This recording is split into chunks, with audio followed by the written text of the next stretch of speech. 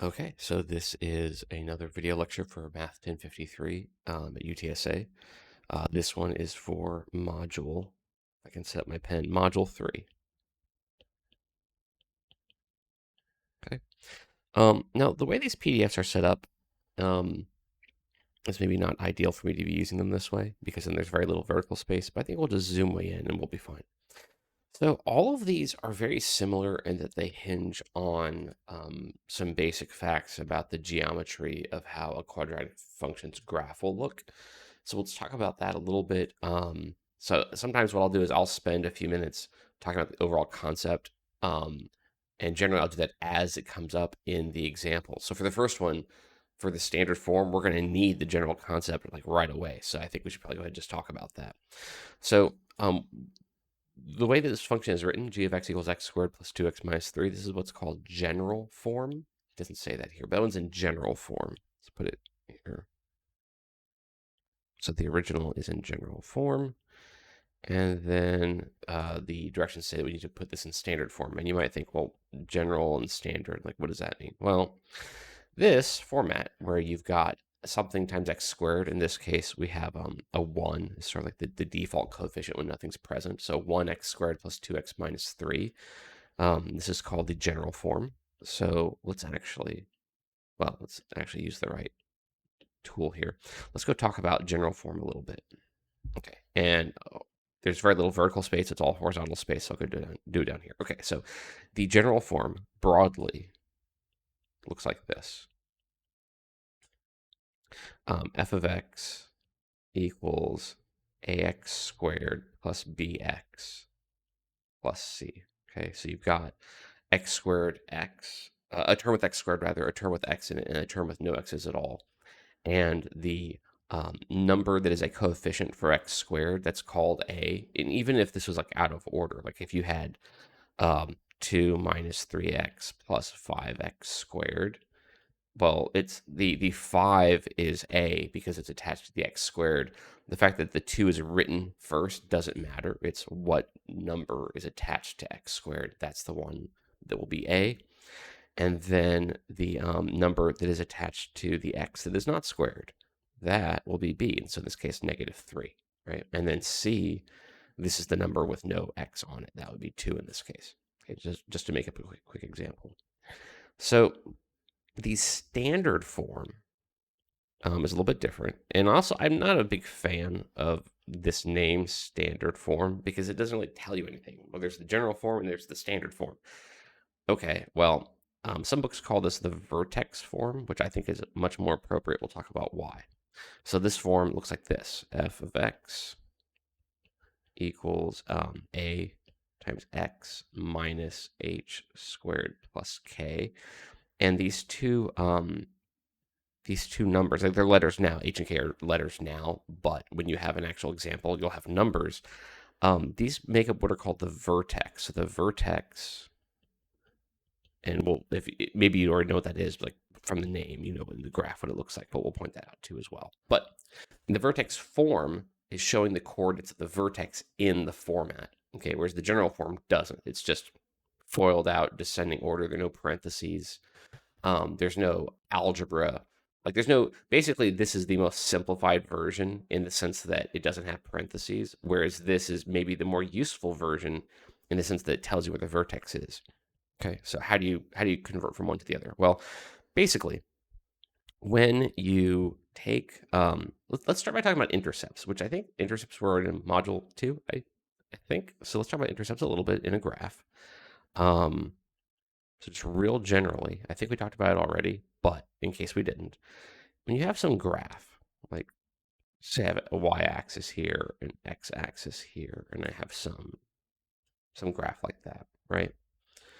Well, the points where the graph of the function, wherever that the curved line is, where that touches one of the axes, the x-axis or y-axis, these are called intercepts. So let's say that maybe like this numerically is like at 5 or something. Well, then that ordered pair is 0, 5. The horizontal will be 0, the vertical will be 5, right? Maybe this is like 2, 3, 2. And let's say this one's 5. Okay, so this ordered pair is 2, comma 0. It's the x-intercept at 2. And then this one is 5, comma 0. Okay, it's just very broadly, that's how intercepts work. Now, if you want to find the intercepts for a quadratic function like this, well, in an x-intercept, or in the coordinates for an x-intercept, the y-coordinate will always be 0. So if I plug 0 in for f of x, not for x, but set this equal to 0, the result, the outcome is 0, I can then solve and find out the x-intercepts for a quadratic function. So we're going to actually use this example that is in the in the PDF here. So I'll just copy this. G of x equals x squared plus 2x minus 3. So we're actually addressing this example while we're talking about the idea a little bit. Okay, so let's say that's our function, and we want to find the x-intercepts. Don't ask why just yet. Why we're doing that, it'll become clear. So because I want the x-intercepts, I'm going to set this equal to 0. And if I want, I can factor the right-hand side. You might see that, oh yeah, this factors as a x minus 1, in parentheses, times x plus 3 in parentheses. But let's not do it that way, actually. I'm going to use the quadratic formula, okay?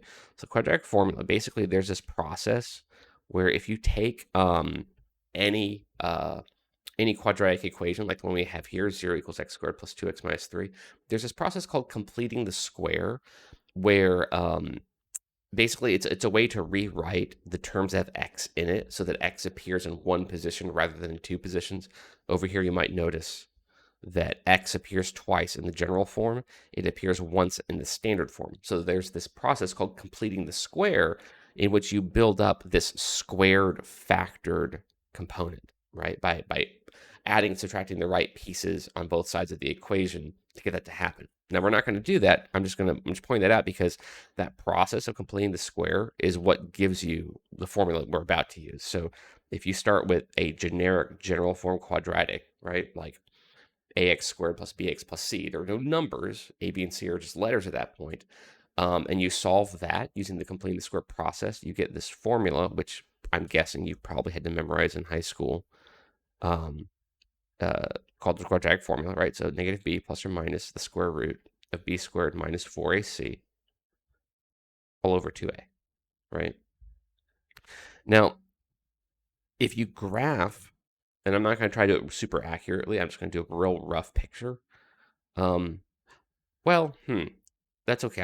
You know what? We should probably use the formula on these numbers so my graph can be more accurate. So in this case, the a value is 1. There's an implied coefficient of 1 sitting in front of any variable that doesn't have a number in front of it. So a is 1, b is 2, and c is negative 3. Okay. Now, what I'm going to do is I'm going to, and we're doing a little bit of work that is sort of redundant. You'll see what I mean. We're using a roundabout way to get an answer, but you'll see what I mean. We're using the formula because the formula always works, essentially. So b is negative 2. No, b is 2. Sorry, b is positive 2. So negative b would be negative 2. Okay.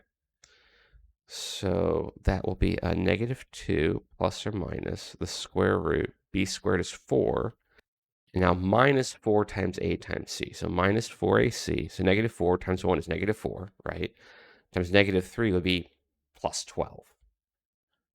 It's important to pay attention to the minus sign there so that you are subtracting when you're supposed to and adding when you're supposed to.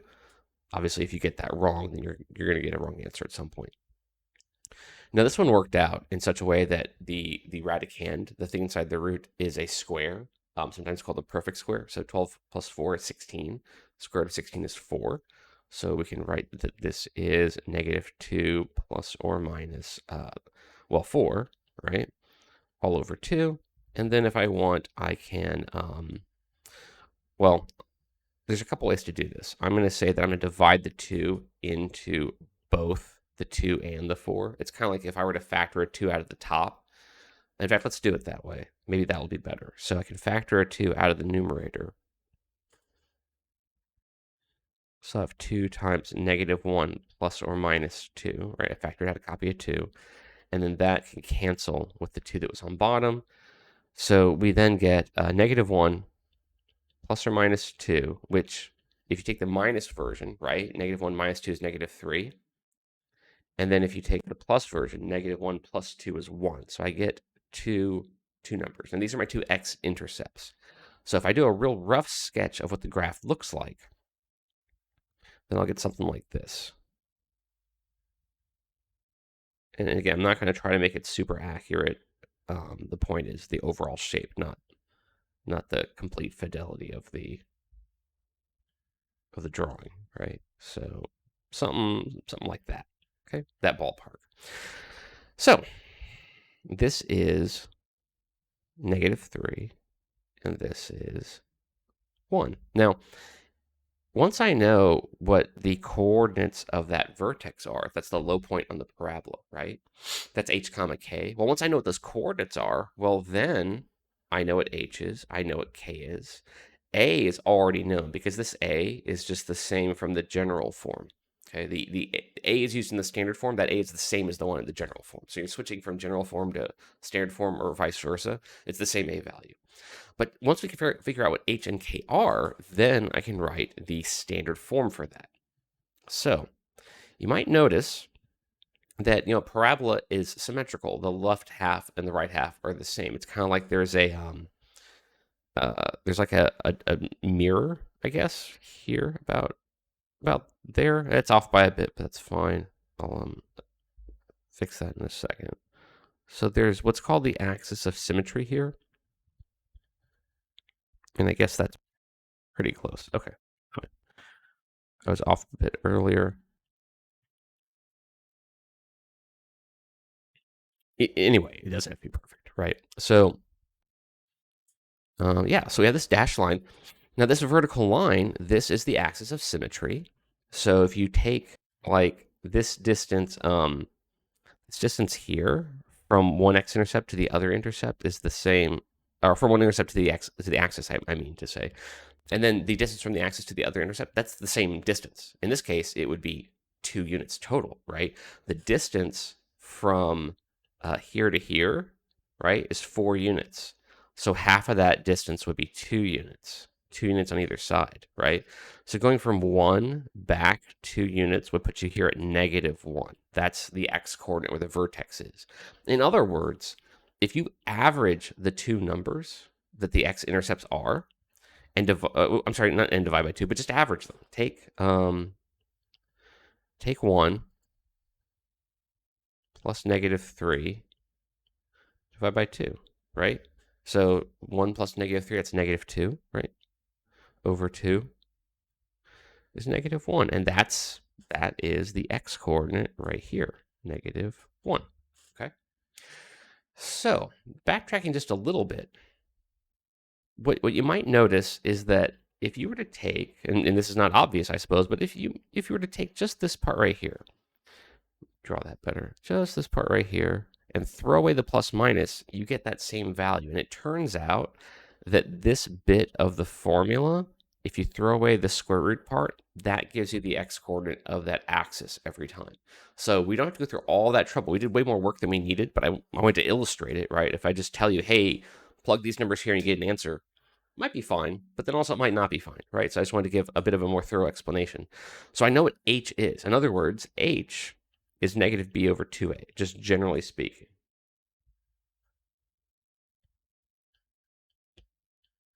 Okay, and then k, well, you just put that you just got back into the function. In this case, we call it g.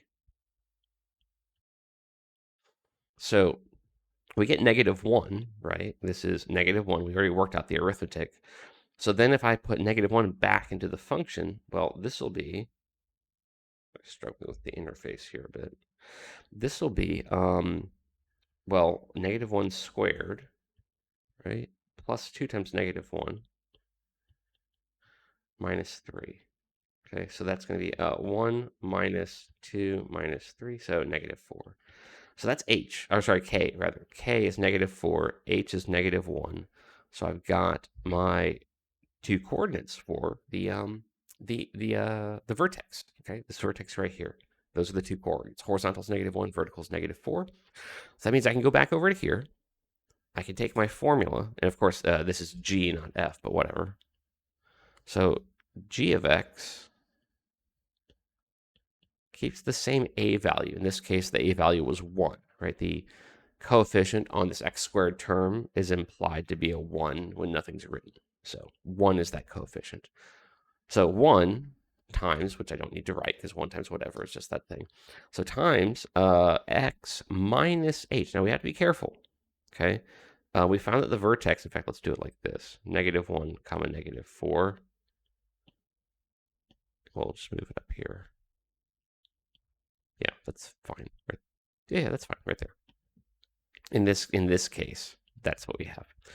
Now we have to be careful because we are subtracting a negative. We have a double negative. So we have x minus -1.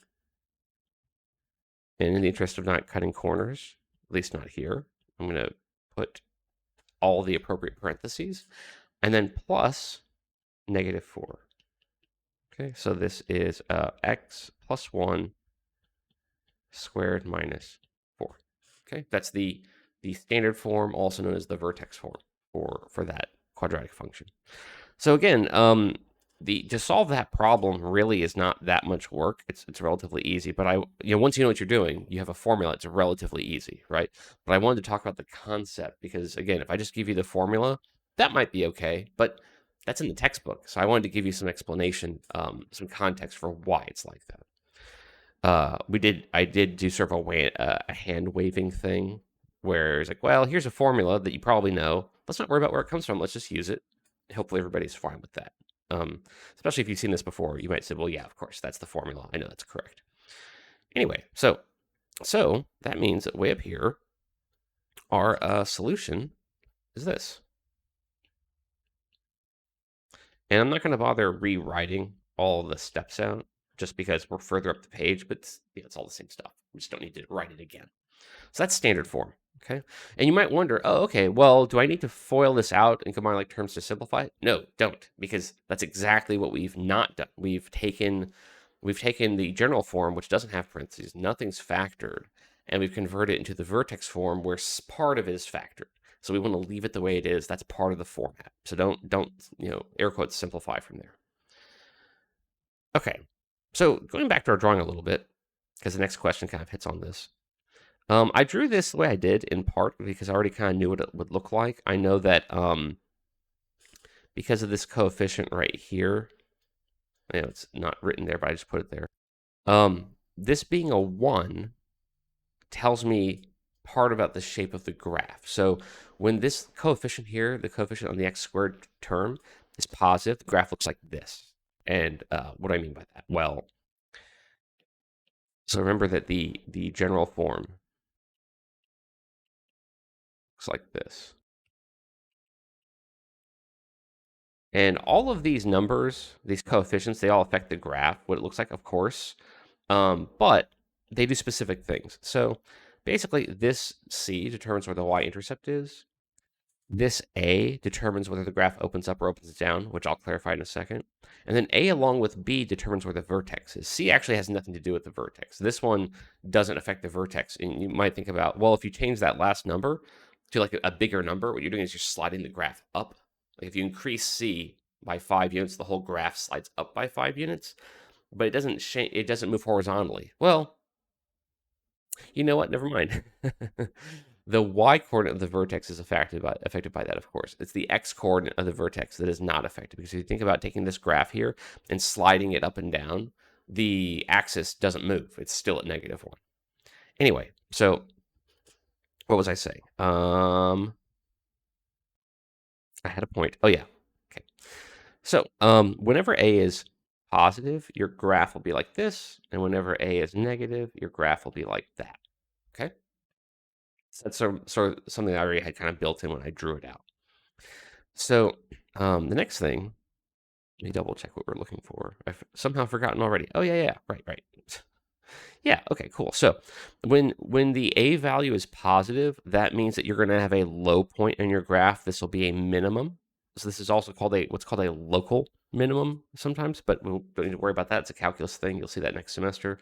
And this one, because A is negative, this has a maximum value. Okay, which might seem a little bit weird. A positive value here leads to a minimum, and then a negative value here leads to a maximum. It might seem weird, but but really it's that the a value being positive means that the graph goes up on both sides. Up means positive, right? Well, as a result, there's a minimum because of the resulting graph. If you have some central point that the graph you can think of as being a starting point, not really, but we could pretend, well, then if it goes up on both sides, then that starting point would have to be a low point, right? And likewise, if a is negative, that might make more sense to say, well, there's a starting point and the graph goes down from there. It goes down in the negative direction. And as a result, there's a maximum, okay, which might be a little bit counterintuitive. A is negative means there's a maximum, but that's how it works out. Anyway, so going back to this example up here, determine whether there is a minimum or maximum value. Find that value and the axis of symmetry. So it's really what we've just done. The same formula. We need to find out what h is and what k is, pretty much. Whether it's a min or a max. Well, since this is positive, I'm going to say that there's a minimum. So we have a minimum. We have no maximum. Okay. Find out what the value, find that value and the axis of symmetry. Okay. So like I said, what we just did. So I'm going to use formulas. H equals negative b over 2a, and then k equals y of negative b over 2a. Oh yeah, so also this and I didn't prepare these PDFs originally, by the way. I think a couple of colleagues of mine worked on them several years ago. But so I didn't make all the choices here. But what I want to point out is that this might seem a little weird. Why? Wait, you might think it's a typo. Oh, they meant to put f of x. It's a typo, and they put y. Actually, no. You can call a function anything. And there is a typo here because the y is not in script. It's in print. It should be, see how like the g of x and the f of x are sort of like italicized almost, and the y is not. That is actually a typo. That y should be italicized. Anyway, so a function name could be anything, like literally anything you want to call it. In math, it's usually a single symbol, usually a letter, right? We use f of x or g of x is what we typically use. But that's not necessary. A function name could be all kinds of stuff. You could use y for sure, which is what's happening here. So this is saying y of x. So y is not just the output variable, it's the name of the function in this case. Or I'm reading into it too much, and one of my colleagues did make a typo that turns out to mean something, and it's not just nonsense. Sometimes a typo, changes the meaning, doesn't just destroy the meaning. Anyway, so let's figure out what those values are. So h, well, I guess I'll do this. This is A, this is B, this is C. So h is equals, well, negative b will be negative 10 over 2a, so over 4. So negative 2.5 or negative 5 halves if you want. Either one should be fine. And then for k, well, I want y, for k, I want y of that. So negative 5 over 2. I'm going to opt for fractions rather than decimals this time, because I think for me the fractions are a little bit easier to deal with. Yeah, and actually, you know what? I'm going to do this. I'm going to move this right here. I think it just reads a little bit easier. Okay, so this will be 2 times negative 5 over 2 squared. Plus 10 times 5 over 2. Negative 5 over 2. That's important. Negative 5 over 2 plus 12. Okay. So this will be, well, I'm going to have 25 on top because negative 5 squared is 25. I'm going to have 4 on bottom. But I'm going to think of this 2 as being like 2 over 1, in fact. Let's do this. Oops. I think I have to just erase it. It won't let me move it. Think of that 2 as being 2 over 1. So that basically what I'm going to do is I'm going to have 25 over 4 here, and I'll reduce it with a 2 in the next step. 2 over 1 times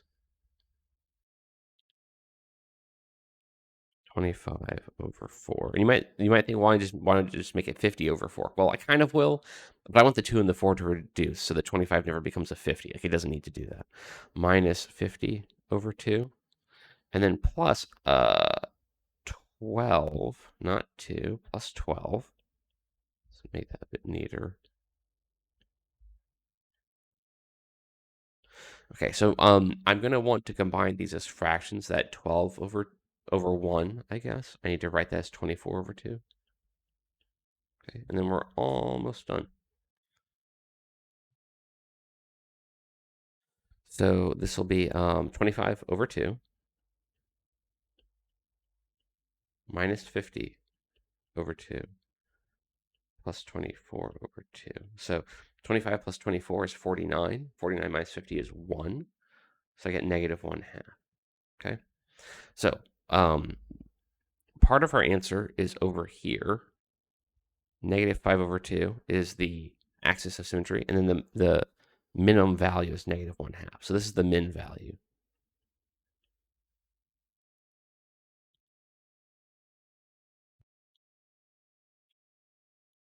And then the axis of symmetry comes from this, but if you just like type that into WebWork, it won't work.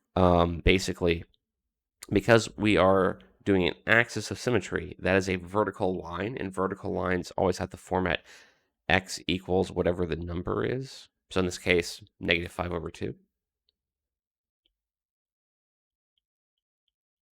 So that is our, oh, wrong tool there. That is our axis of symmetry. If you just type in negative 5 over 2 in WebWork, it won't take it.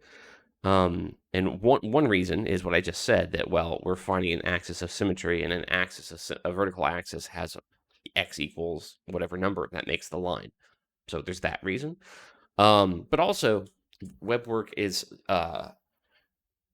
set up to expect, or in that problem, it's set up to expect an equation, right? X equals something. And so if you just put in the number, WebWork doesn't, it's not capable of determining, oh, you just forgot to put X equals. You've got the right number, so that's fine. Or, it'll give you half credit or something. That we're not there yet. At some point in the future, maybe, WebWork will be like, it'll have an AI in it and it can do those things. But until then, no. So whenever you are putting in answers in WebWork, make sure to pay attention to the directions and the way the problem is formatted, so that you're not, getting things marked wrong entirely about format, right? So just keep that in mind. So there's that. Yeah, so the next thing is find the domain and range of the quadratic. Sorry, struggling with the app here. Determine the domain and range of the quadratic function. So this one is already in the standard, aka vertex form. So all I need to do is figure out, well, because we're doing domain and range, right? Well, for domain, this is a quadratic function. The domain is just all real numbers, because you can plug in any number for x. You can add 3 to that. That always works. Anything plus 3 will get you a result, right? You can square anything. You can multiply whatever by -2, and then you can subtract 6 from anything. So at every step of the way, when you plug in a number, you start applying the pieces of the function. Every step of the way, the domain could be anything. Like x, there's no restrictions because we're not dividing, so there's no possibility of division by 0. We're not doing a square root to where you might have a situation where you have the square root of a negative, which doesn't work, right? Because that's not a real number. But that just doesn't happen here. So the domain part's easy. The range is a little bit harder. Basically, to find the range, what we need to do is we need to figure out, well, does my graph open down or does it open up? Because if it opens down, then the range is a vertical scale, right? The range is what are the y coordinates. So if your graph opens downward, then you're going to have some maximum value, that k value, whatever that will be. And then below that will be the range, right? So that'd be like negative infinity up to k, whatever that might be. And then if your graph opens the other way, let's move these just a bit. If your graph opens the other way, opens up, right? Well, then you're going to have this this k value is where the height level of the vertex is, and then you'll be shading everything above because that's where the range is, right? And of course, the sides of the parabola continue indefinitely, right? So the range there would be k to positive infinity, okay? So the range for a quadratic will always be one or the other of these, and you use the a value of the function to tell you, well, is it the left type or the right type? And then you find the coordinates of the vertex to determine the k value, and that gives you the range. So let's do that. So if I can zoom out, if it will let me, that's That's fine, I guess. So A is negative. That means we have this situation here. That's what we have. Okay. So I need to figure out what the k value is, and the range will be negative infinity up to k. So to find the k value, well, it's this guy, right? It's already in vertex form, also in its standard form. So domain, this is just all real numbers, negative infinity to positive infinity. And the range, well, this is negative infinity up to -6 inclusive. We are including -6 because -6 is the y-coordinate of the vertex. So there's our range. Okay. Next one, it's kind of the same. Determine the domain and range of the quadratic function, but this one is in general form, not vertex form, or also in standard form, I should say. But again, the domain is just all real numbers. For a quadratic function, domain is just all real numbers. No calculation needed. Okay. Range, a little bit harder. But as I said, it's just we need to use the a value to determine up versus down, and then find the use the h value from the formula that we is barely off screen right there, right? And then use that to find k, and then we can write down the range when we're done. So the a value on this one is 1. So that means that this opens up, okay? Because the a value is positive. So it opens up like that. So we have a minimum. Now I just need to figure out, well, what value is that? And you might say, oh, is it not just 4? Well, it's not. This is the y-intercept, which is usually different from the vertex of the y-coordinate of the vertex. In the general form, oh, that's right. I put it way down here. In the general form, the last number, this is the y-intercept. In the standard form, the last number, that's the y-coordinate of the vertex. So they kind of look similar, but just gotta keep clear that they are different. K is not the y-intercept. C is the y-coordinate of the y-intercept, and then C is not the vertex. K is the y-coordinate of the vertex. Okay. Okay. So, yeah. So, we'll just start finding h and then k. So h, this is negative b over 2a. Okay, so that's -6 over 2. So negative 3. Okay, so k, this will be f of -3. So this will be -3 squared plus 6 times -3 plus 4. So 9 minus 18 plus 4 makes -5. So that is the y-coordinate of the vertex. Okay. Now, since I know that my graph opens upward, right, because of the leading coefficient being positive, I know I have a minimum, so I know that my range goes from -5 up.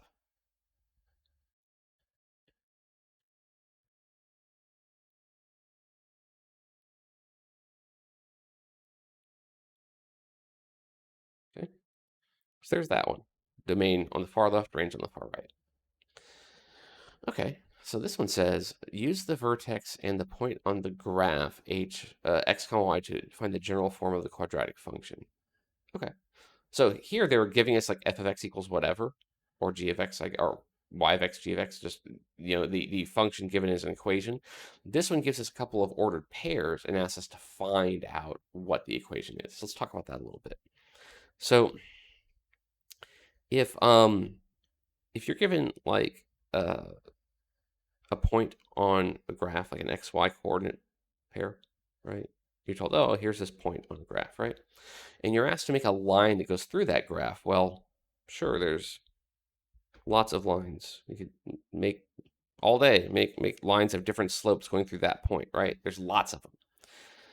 Now, as soon as you say, well, actually, there's this other point I want the line to go through. Well, now there is a single correct line that there are no options. Like, that's it. That's the line, right? Once you pick a second point, that's the straight line. Alternatively, if you say, well, oops, that's the point I want, and I don't have a second point, but I have a slope, so I want it to be want it to be like at a 45-degree angle, something like that. Well, if once you set a starting point and you set a slope, that determines the rest of the graph. Okay, so basically either 2 points or a point and a slope. So having two things specified makes a line. Okay, either 2 points or a point and a slope.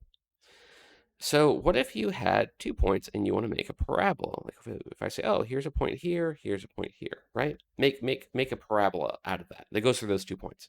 Well, you could do something like this. Oh boy, let's try to draw it smoothly. That did not go well. You could try to do it like that's going badly as well, but let's just go with it. Something like that, right? There's your parabola, right? But there's actually a bunch of parabolas that it could go through, or they all, I should say, all go through that one. Or those 2 points, I mean to say, not that one. There's lots of them, right? But the second you specify either a third point, so like if I specified a third point, that would mean, this one is the one that goes through all 3 points. So you can specify a third point, or you could say, well, actually, what we really want is this point right here on the left. That's actually the vertex. And then that tells you, oh, well, then this is your graph. Pretend I drew it better, right? So for quadratic, if you have 3 things, either 3 points, then there's a single quadratic that goes through all 3.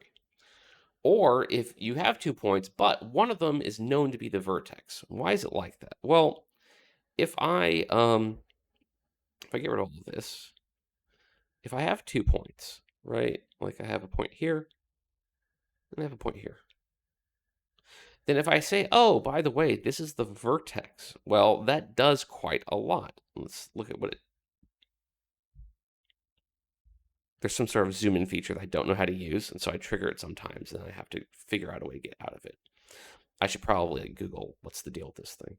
Anyway, so if we say, oh yeah, it's doing it again. Yeah, we'll get there. So let's say, oh yeah, that's the vertex actually. That's not just a point, that's the vertex. Well, then that means that there is a axis of symmetry that goes through that point, right? And more than that, and that implies the existence of a second point, because if that's the axis of symmetry, then this guy has a companion over on the other side that is equidistant and might have my second point to make the parabola with. Okay, so if you know, and that's off by a bit, but whatever. So if you know that one of them is the vertex, then it's kind of like you have a third point to work with. That's why you get a parabola out of it. Okay, so conceptually, if you have 3 points, that defines a quadratic. And if you have 2 points, but one of them is known to be a vertex for the parabola you're talking about, then that also defines a parabola. Okay, so that's all great and all, like conceptually, that's how it works. But like, how do you do it? Well, basically, we take the standard form for a line. So y equals, and this is going to get a little bit cramped because I have very little vertical space, but hopefully everything will be fine. So y equals a times x minus h squared plus k. All right. Now, h and k we know are 2 and 0. So this is y equals a times x minus 2, right? Because that's h squared plus 0, but I won't bother writing plus 0. So I've worked out what h and k are by plugging those numbers in. So now I have one more parameter that is unknown. I don't know the a value. I don't know if this graph opens up or opens down, essentially. Now, if you were to draw these out and go, oh, well, there's the vertex at 2, 0, and here's another point at 4, 4, you could work out whether it opens up or down, right? Like if I borrow this graph real quick, down here, 2, 0 is like right here. That's the vertex. And 4, 4 is like right here, right? Oh, well, that means that the graph goes like this. It opens up, right? From those 2 pieces of information, you can figure out the graph goes up. So I know A is positive. Yeah, but how much is it? Is it 1? Is it 2? Is it a fraction? And I wonder if approaching it graphically could work, but that's not what we're going to do. I guess it could be effective, but that'd be really tedious, so we're not going to do that. What we are going to do is we're going to take these 4s, and plug them into the equation for x and y and find out what a value is consistent with x equals 4 when y is also 4. So plug in 4 for y and for x. Okay, so 4 equals a, well, 4 minus 2 is 2, which when you square it makes 4, and then you can divide 4 on both sides. So a equals 1. Okay, so that is the a value. So that means that y equals 1 times x minus 2 squared. And I'll go ahead and write the plus 0, just so it's definitely in vertex form. The times 1 I could leave off, the plus 0 I could leave off. So really, if I want to simplify this a little bit, this is just x minus 2 squared. Okay, so that's how you find okay, we almost made a mistake. General form. It doesn't want the vertex form, it wants the general form. Okay, well, that just means I need to FOIL this out. So y equals x minus 2 times x minus 2. I'm going to assume we all kind of get what FOIL is, so I won't belabor that, but just real quick, in case you've forgotten, when you're foiling, this is a mnemonic to help you remember, organize what to do and not skip anything. So you take the first item in each of the parentheticals, and you multiply those together. X times x makes x squared. Then we'll do the outer part. So thinking about these parentheses, they're next to each other as being like the middle. Then the outer stuff is the stuff that's furthest away from that, x and negative 2. So multiply those, you get negative 2x. And then I is the inner part, so the two things that are next to each other in the middle, so negative 2 times x, right?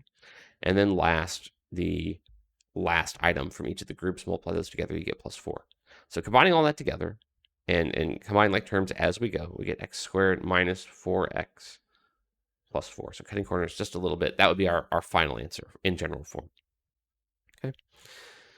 All right, what's next? Is this the last one? Not quite. Okay, write an equation for the graphed function. So this one is basically the same question as this right here. If I can identify the vertex and then identify one of the other points on the graph, like the coordinates specifically, then I can do this same work to find out what the equation is. So sometimes it's a little bit hard looking at graphs because especially if they're a little blurry or something, it can be hard to tell. On my screen, this looks fine, but probably on yours, it might look a little blurry because it's zoomed in. Anyway, so this point right here, this is meant to be the vertex. This is negative 1, comma 2. So that's my h and my k. And then I could go to any other ordered pair. I see, oh, there's one right here that's pretty much like on the grid lines. There's one right here that's on the grid lines. That one maybe is more reliable, the y-intercept. So I'm going to go with that. So there are 3. Well, there are 4 that I can see that look like where I see the graph going through an intersection of grid lines. I've got 4. I'm going to go with the y-intercept just because it's probably the easiest. But you don't have to do that. You can use any one of them that you can see. So this is 0, comma 3 would be the y-intercept. So going back to the format, y equals a times x minus h squared plus k. So this is the standard form for quadratic. And you might wonder, why am I writing y instead of f of x? The reason I'm doing that is because I'm going to plug 3 in for y at some point, and it's kind of clunky to say plug 3 in for f of x because it makes it sound like you're plugging 3 for x. That's not what I want. So I'm using y instead of f of x to emphasize the y variable. Okay. So a bit of a side note, which maybe I've mentioned before. If you have like y equals x squared as your function versus f of x equals x squared, these aren't, well, they're not drawn well or written well. Let's fix that. These are the same thing. There's no real difference. They're both the function x squared. The first version emphasizes that the output variable is y, and sometimes you want to do that. The second version emphasizes that the input variable is x, and we have a name for the function called f. So later, if I want to plug in like 9 or 10 or 11, I can say, oh, what's f of 9? That means plug in 9, right? But over here, I don't need to plug in to x. I need to plug in for y on the left-hand side. So that's why I'm emphasizing that. That's the reason, which is maybe not a big deal, You don't need to do it that way. It's just, to me, it's clunky to say plug in whatever for f of x. Anyway, so a times x minus, remember this h value is this one over here, the x coordinate of the vertex. So I have a double negative, kind of like we did earlier. So I've got x minus -1, and I'm going to cut corners just a bit, and I'm going to write x plus 1 because of the double negative. I'm not going to write like extra parentheses. I'll just make it plus. And then plus 2, because that is the y coordinate of the vertex, 2. Okay. And then the rest, we just did this, so probably you could figure it out from here, but I'll go ahead and do it, of course. So then we will take the order pair 0, 3 and plug that in for x and y. Okay, I'll subtract 2 on both sides. And then a equals 1. So that means that y equals, what format are we doing? Right, the equation. It says the equation. It does not say what format, so either one should work. So we'll leave it in vertex form. So this is 1 times x plus 1 squared plus 2. Okay. So there we go. That is the equation, in this case in standard form or vertex form. Okay, last one. Might seem quite different, but it's really kind of the same question. We've been answering the same question over and over with a different, slightly different wording, but it's all about the vertex, pretty much, of a parabola. So this one says a rocket is launched in the air. Okay, its height in meters above sea level as a function of time in seconds. It's a lot of commas. Its height in meters above sea level as a function of time in seconds is given by h of t equals -4.9 t squared plus 225t plus 539. Find the maximum height the rocket attains. Okay, cool. You might be wondering about these numbers. Like this number here, this is supposed to be -4.9 because that's related to the acceleration due to gravity. So acceleration due to gravity at sea level is 9.8 meters per second squared. This is negative because it's working downwards. And then the fact that this is 4.9, not 9.8, which you might have noticed, is a complicated thing that's about calculus. So that's for next semester. But that number would be that regardless of the other stuff, like the rocket being in different weight. So these have to do with specifics of how the rocket is set up, but the -4.9 does not. That's just the way it always is for this type of problem, whether it's a tennis ball or a rocket or whatever.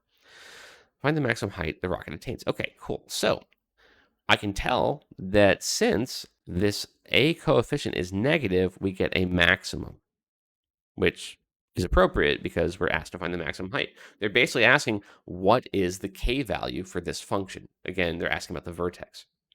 Notice that this 539 is not our answer. That's the y-intercept, okay? So we're going to find h, so -2. Oops, -b, I mean to say, over 2a. Okay, b is 225, so that'll go on top, -225, over 2a, so 2 times -4.9 would be -9.8. So this is where the acceleration due to gravity shows up in its actual numerical form, 9.8. So this 2a is actually there for another reason, but again, that's a calculus thing. So if we divide this out, we're going to get some messy number. It's positive, right? Because a negative divided by a negative is positive. Let me get a calculator, and we will get a decimal number for this. You know what I'm going to do, actually? Actually, what I'm going to do is we're going to do this in a couple of steps. So I'm going to avoid the calculator for one more second. I'm going to recognize that there's a double negative there. So we have 225 over 9.8. And then I'm going to multiply top and bottom by 10. And the reason being, I want the bottom to not have a decimal. So it's just a whole number divided by a whole number. Okay. You might notice that this is roughly 23-ish, because this is like 2250 divided by 100, right? It's about 23-ish, 22.6, 8, something like that. But let's throw in the calculator and get a more precise value. So 225, or rather 2250, I should say, divided by 98 gets me 22.9592. So I was off a bit in my estimate, but that is fine. So there's a decimal approximation. Now this is in seconds, because remember, function of time in seconds. So what this is saying is that it takes about 23 seconds for the rocket to reach its maximum height, because this is the time value when the maximum occurs, the horizontal in this case, because the t is the input variable of our function, okay? So that's just time. That's not the height itself. So now, and it's also kind of unfortunate that we're calling this h of t for height, but then we also call this h for the horizontal coordinate of the vertex. That's going to happen sometimes. Unfortunately, you just got to pay attention and not mix up. When one letter is used for two different things, which you should avoid generally, maybe like this, instead of height should have been like altitude or something, right? The a of t for altitude, but then we're using a for something else. So whatever, right? Hopefully that's not confusing. This h here and this h here are different, and we'll just try not to get them mixed up. So now I want k. So this will be h of 2250 over 98. And I'm going to throw this whole thing in a calculator so that the calculator will give me the closest decimal approximation. If I throw this in there, basically if you take a number and you take a number, round it off a little bit, it's incorrect by a little bit, right? If I take this number and I just report my answer as 23, I'm off by about 0.04 units, which is not very much, right? It's a very small amount. But if I just say, oh, my answer is 23, well, no, it's not quite correct. It's off by a little bit. Now, if you take a number like that, where you've rounded it and you throw it back in a function to do another calculation and run it through whatever that function might be doing, that can enhance the error involved in the original rounding. And then presumably you round it again, right? Like your final answer is not going to have like 10 decimal places. You're going to round it to something. Well, then you're introducing an additional error on top of the old, now compounded error that can result in getting numbers that are off by quite a bit. So all that to say is that I'm typing in this entire thing in the calculator because I want it to keep as much precision as the calculator internally can do. Like I'm not going to be writing down 10 decimal places, but if my calculator will keep them, then I kind of want it to. So 2250 over 98 squared times negative 4.9, which is about negative 2600, and then add to that 225 over 98 times 220, or I should say 2250 over 98, sorry, times 225. Sorry, I'm stumbling a bit.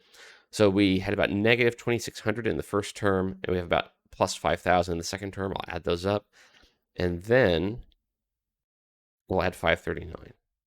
So I get 3121.9082. Okay, and I'm going to do that again because I am a little worried I might have made a mistake typing stuff in. I mean, I guess that seems like the right size number, I guess. So 2250 divided by 98, square that, times negative 4.9, save that, and then 2250 over 98 times 225, which will be positive, add those two together. So far, so good. And plus 539, yeah, 3121.9082. Okay, cool. So we're going to say that the height in meters, right, because this is in meters, right? We'll just say it's 3122, because that's so close, right? 1.9 meters, just call that 2 meters. So we'll say 3122 meters. That's the maximum height. Okay, it's about 3 kilometers. All right, well, that's basically it. This video is a bit shorter, I think, in part because I took the time. I hope I took the time to explain all of this fairly carefully. So then, as we went and did each example, I didn't have to re-explain as we went along. So if this made sense at the beginning, then hopefully these all were not that hard. I think if you get the overall concept. And for me, I find it very helpful to have this picture in my head. So when I see the quadratic, I don't always draw it out, but I kind of have that picture in my head. You might want to draw it out, and it doesn't have to be perfect. Like I mean, I'm using the straight line tool to make straight lines easily, and the parabola tool to make the parabola easy. But I didn't like use the grid. I didn't try to make it perfect. Just kind of have this rough picture in my head, and as I'm putting together the little pieces that tell me, where's the vertex, where's the axis of symmetry. I'm kind of thinking through those as I go along. Of course, it might be easier to graph it as you're going along. But anyway, just think about all those pieces as you're doing these problems is helpful. How do you decide if you're getting a maximum or a minimum? That kind of thing. So I think it's a good idea to try to draw this out by hand. Sorry, draw this out by hand sometimes when you're doing the homework. That way you kind of have a picture of it. Obviously, you can use something like Desmos, right, to graph for you, but then you're not building a mental picture, right? Then you're relying on Desmos to just show you. Whereas if you put in the effort to not run to Desmos initially, like try to do it yourself, and then use Desmos to check that you've got the right picture, that would be good. Anyway, long story short, I'm rambling at this point. So yeah, that's basically module 3. And yeah, as usual, email me if you need anything, and I will talk to y'all later.